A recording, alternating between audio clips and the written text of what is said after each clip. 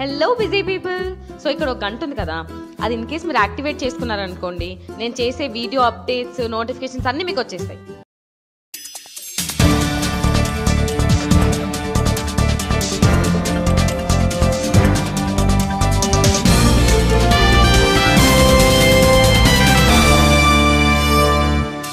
నమస్కారం, జీటీవీ వార్తలకు స్వాగతం. ముందుగా ముఖ్యాంశాలు. వేసవిలో త్రాగునీటి ఎద్దడి లేకుండా చర్యలు తీసుకోవాలంటూ కలెక్టర్ ఆదేశం. సత్వర కార్యాచరణకు సిద్ధమైన అధికారులు.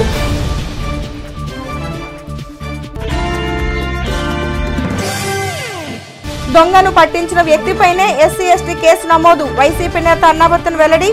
డీఎస్పీని కలిసిన వైసీపీ నాయకులు.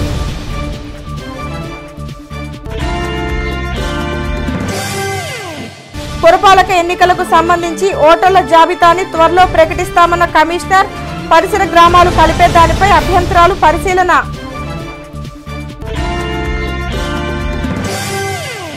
వేసవిలో త్రాగునీటి ఇబ్బందులు ఎదురవకుండా ఉండేందుకు సాగర్ నుండి 7 టీఎంసీల నీటిని దిగువకు విడుదల చేస్తున్న దరిమిల తాగునీటిపై జిల్లా కలెక్టర్ వీడియో కాన్ఫరెన్స్ పెట్టారు. తెనాలి డివిజన్లోని తెనాలి, కొల్లిపర, వేమూరు ఇతర మండలాలకు చెందిన అధికారులు పాల్గొన్నారు. గుంటూరు, ప్రకాశం జిల్లాల్లోని తాగునీటి చెరువులను నింపేందుకు ప్రభుత్వం 7 టీఎంసీలు కేటాయించిందని ఈ సందర్భంగా డిఎల్పీఓ లక్ష్మణరావు చెప్పారు. ఎంఆర్ఓ కార్యాలయంలో తన శాఖకు చెందిన అధికారులు, ఎంపీడీఓలు, ఇతర శాఖల అధికారులు కలెక్టర్ వీడియో కాన్ఫరెన్స్లో పాల్గొన్న అనంతరం డిఎల్పీఓ లక్ష్మణరావు మాట్లాడుతూ డెల్టాలో దిగువనున్న తాగునీటి చెరువులను నింపుకోవాలని కలెక్టర్ సూచించారని, అలాగే ప్రజలకు తాగునీటి ఇబ్బందులు తలెత్తకుండా చూడాలని చెప్పారని డిఎల్పీఓ చెప్పారు. తాగునీటి అందని సమస్యాత్మక ప్రాంతాల్లోని ప్రజలకు ట్యాంకర్ల ద్వారా తాగునీటిని పంపిణీ చేయాలని ఆదేశించినట్లు తెలిపారు. ఎక్కడైనా చేతి పంపులు, మోటార్లు మరమ్మతులకు గురైతే తక్షణం సరిచేయించాలని ఆదేశించడంతో పాటు 18 మండలాల్లో చలివేంద్రాలు ఏర్పాటు చేయాలని జిల్లా కలెక్టర్ ఆదేశించినట్లు డిఎల్పీఓ లక్ష్మణరావు తెలిపారు. వీడియో కాన్ఫరెన్స్ లో డివిజన్ స్థాయి అధికారులు పాల్గొన్నారు. తెనాలి డివిజన్లో 18 మండలాలు, అలాగే 349 పంచాయతీలు ఉన్నాయి. అన్ని గ్రామ పంచాయతీల్లో కూడా ఈ సమ్మర్లో ఏ విధమైన త్రాగునీటి సమస్య లేకుండా చర్యలు తీసుకోమని కలెక్టర్ గారు ఆదేశాలు జారీ చేస్తున్నారు. అందులో భాగంగా గ్రామ పంచాయతీల్లో పంచాయతీ సెక్రటరీలు కానివ్వండి, ఈఓఆర్డీలు కానివ్వండి, ఎండిఓలు కానివ్వండి, అన్ని చెరువులకు ముందుగా నీళ్లు పెట్టుకోవాలి. ఇప్పుడు నాగార్జున సాగర్ కెనాల్ రిలీజ్ చేశారు కాబట్టి ఇది వారం రోజులు ఇట్లాగే కంటిన్యూస్గా వస్తుంది. మీరంతా చెరువులన్నీ ఫిల్ చేసుకోండి అని ఆదేశాలు జారీ చేశారు. అది కాకుండా ఈ సమ్మర్లో ఎప్పటికప్పుడు పైప్ లైన్ లీకేజెస్ కానివ్వండి, పైప్ లైన్ రిపేర్స్ కానివ్వండి, లేకపోతే ట్యాప్స్ ఏదైనా రిపేర్స్ వస్తే కానివ్వండి, ఎప్పటికప్పుడు మనం రిపేర్ చేస్తే గ్రామ పంచాయతీల్లో ఇబ్బంది లేకుండా ఉంటుంది. అట్లాగే పవర్కి సంబంధించి కూడా ఏదైనా ప్రాబ్లం ఉంటే మా దృష్టికి తీసుకొని వస్తే ఎస్సీ గారితో మాట్లాడటం జరుగుతుంది. కలెక్టర్ గారి ఆదేశాలు తప్పకుండా పాటించాలి. ఈ వేసవిలో మాత్రం నీటి ఎద్దడి లేకుండా చేయాలి. అట్లాగే ప్రతి గ్రామ పంచాయతీలో కూడా ఈ సమ్మర్లో చలివేంద్రాలు పెట్టమన్నారు.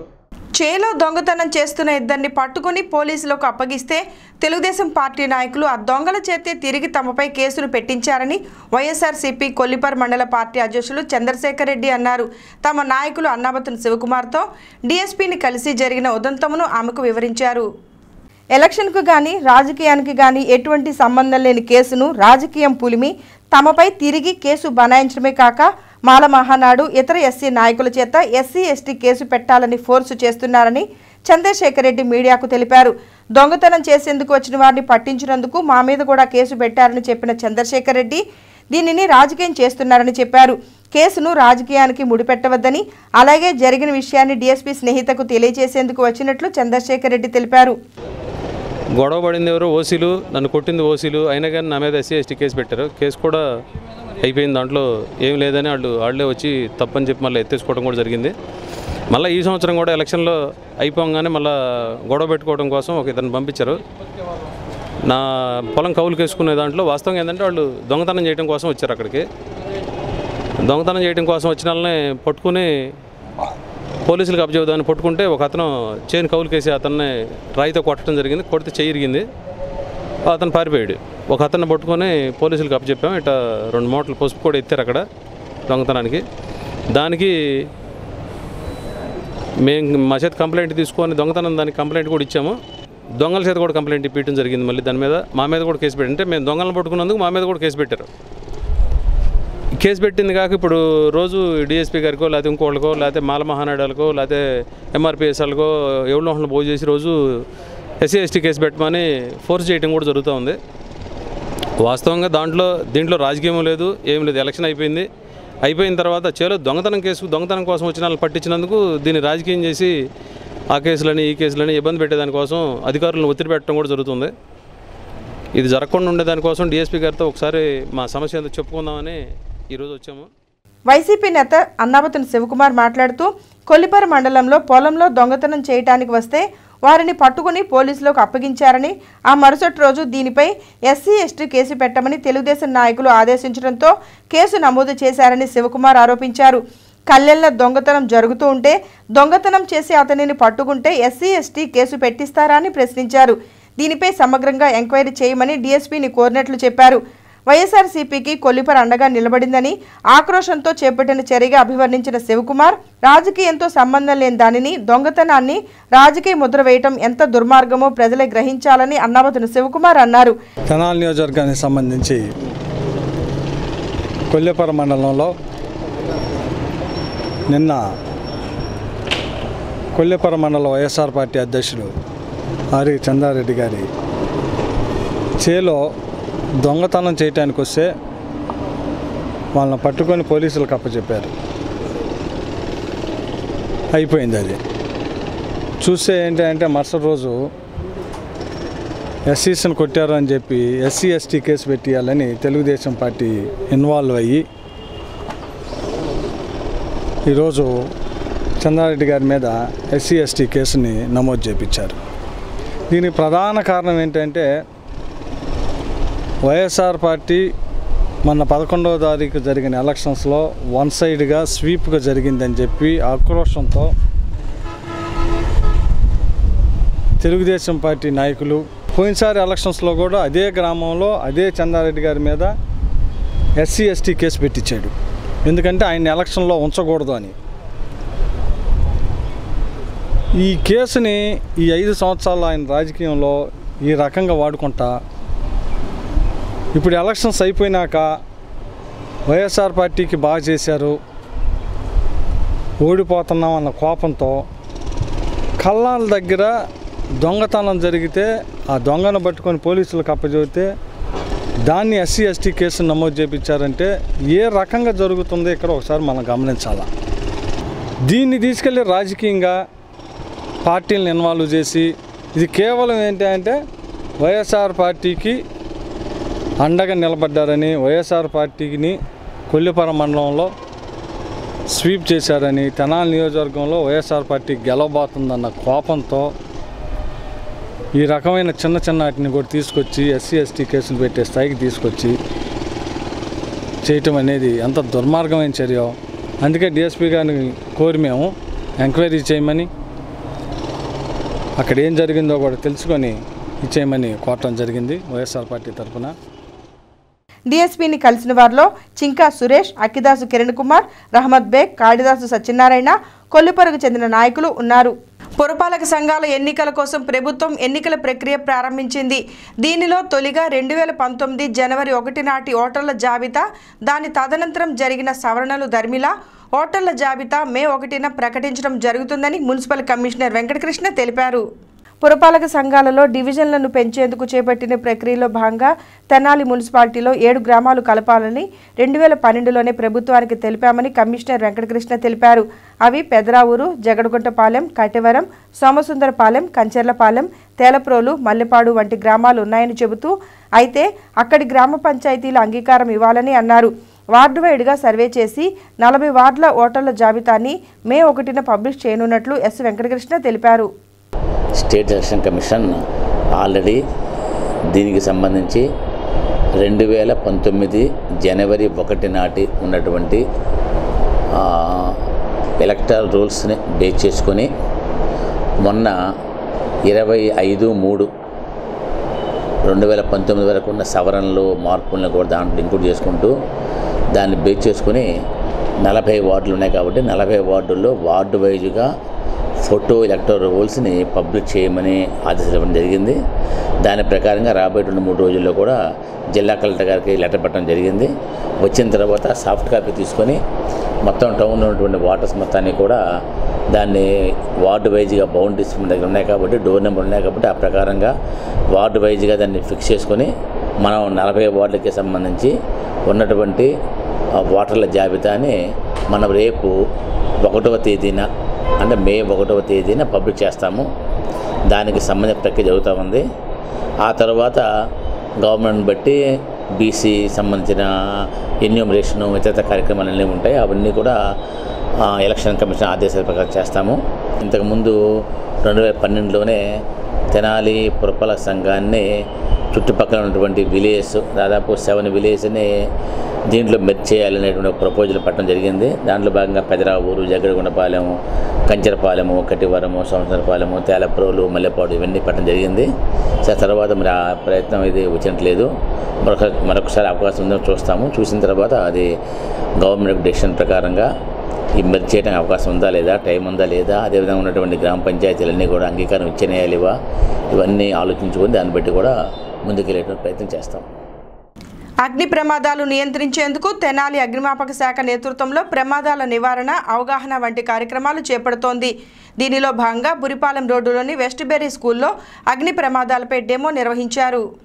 వేసవి కాలంలో ఎక్కువగా అగ్ని ప్రమాదాలు జరిగేందుకు అవకాశం ఉన్నందున ముందుగానే ప్రమాదాలపై ప్రజల్లో అవగాహన కల్పించడంతో పాటు ప్రమాదం జరిగినప్పుడు తీసుకోవాల్సిన చర్యలు, జాగ్రత్తలు వంటి వాటిపై అధికారులు అవగాహన కల్పిస్తున్నారు. ఈ నేపథ్యంలో వెస్ట్బెర్రీ స్కూల్లో జరిగిన డెమోలో అనేక అంశాలపై సిబ్బంది ప్రదర్శన నిర్వహించారు. ఆఫీసుల్లో, ఇళ్లల్లో, ఆరుబయట ఎండకు ఎండిన చెట్లకు అగ్ని ప్రమాదాలు సంభవిస్తే ఎలా నిర్మూలించాలి అనే దానిపై సిబ్బంది డెమో నిర్వహించారు.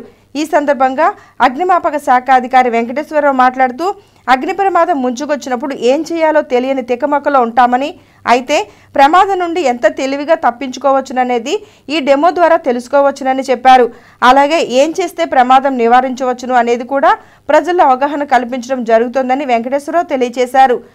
4వ రోజైనటువంటి ఈరోజు ఎడ్యుకేషన్ ఇన్స్టిట్యూట్స్, కాలేజీల్లో కూడా ఇలాంటి డెమో కార్యక్రమాలని నిర్వహించి మరి స్కూళ్ళు, కాలేజీల్లో జరిగే ప్రమాదాల నివారణకు తగు చర్యలు, అలానే ఏదైనా అగ్ని ప్రమాదం జరిగే కంటే జరగకముందే మనం ఏదైతే చర్యలు తీసుకోవాలో దాని గురించి మరి వెస్ట్బెర్రీ స్కూల్లో మనం ఈ కార్యక్రమం చేపట్టాము.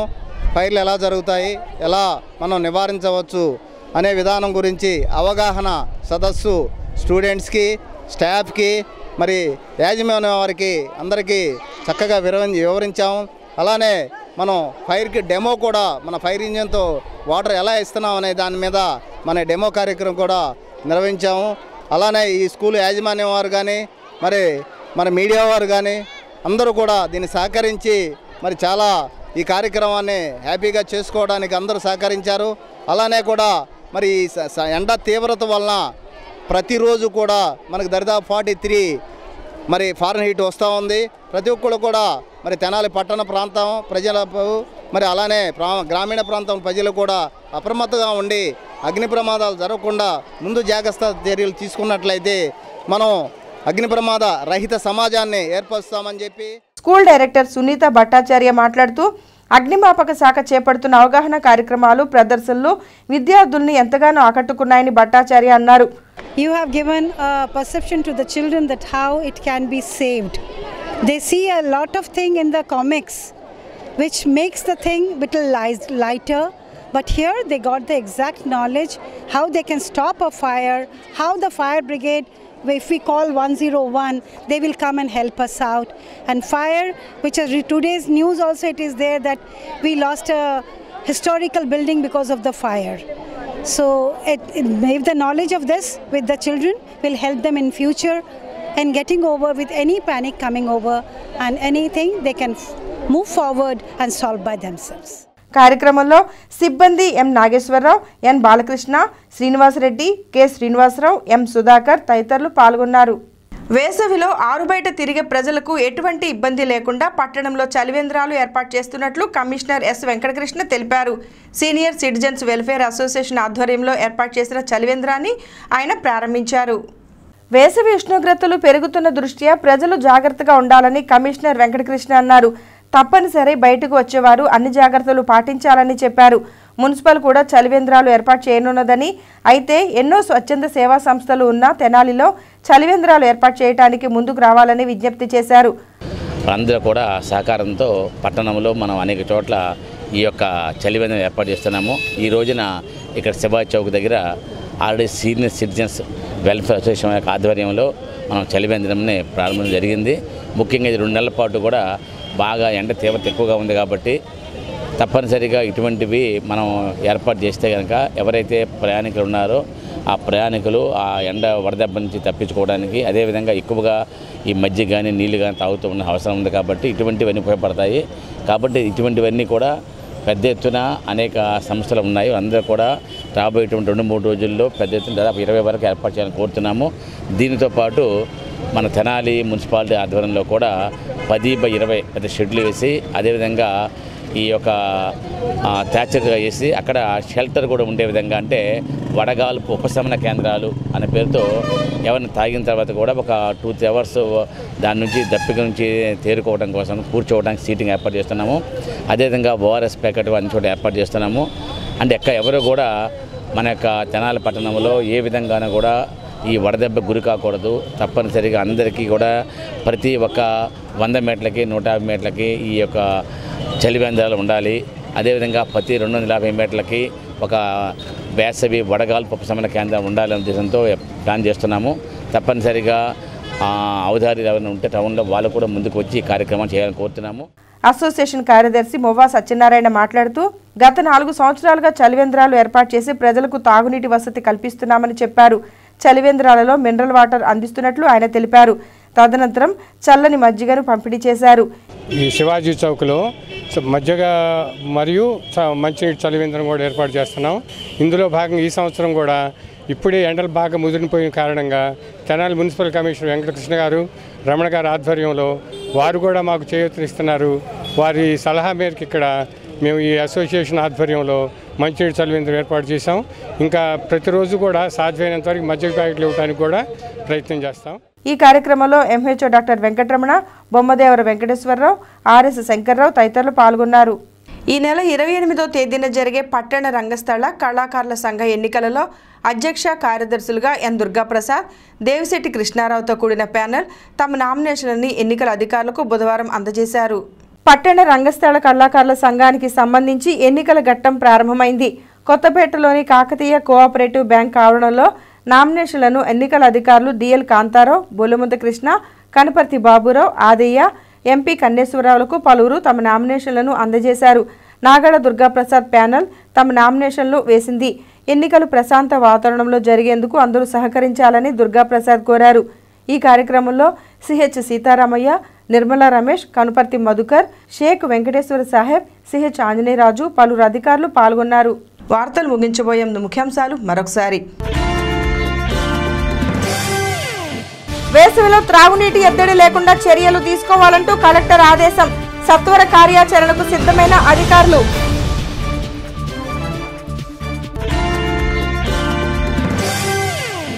దొంగను పట్టించిన వ్యక్తిపైనే ఎస్సీ ఎస్టీ కేసు నమోదు. వైసీపీ నేత అన్నాబత్తును వెల్లడి. డీఎస్పీని కలిసిన వైసీపీ నాయకులు.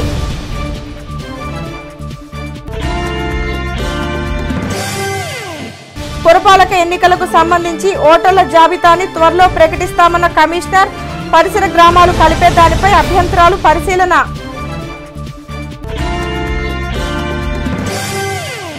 ఈ వార్తలు ఇంతటితో సమాప్తం. నమస్కారం. Hello busy people. సో ఇక్కడ ఒక గంట ఉంది కదా, అది ఇన్ కేస్ మీరు యాక్టివేట్ చేసుకున్నారనుకోండి, నేను చేసే వీడియో అప్డేట్స్, నోటిఫికేషన్స్ అన్నీ మీకు వచ్చేస్తాయి.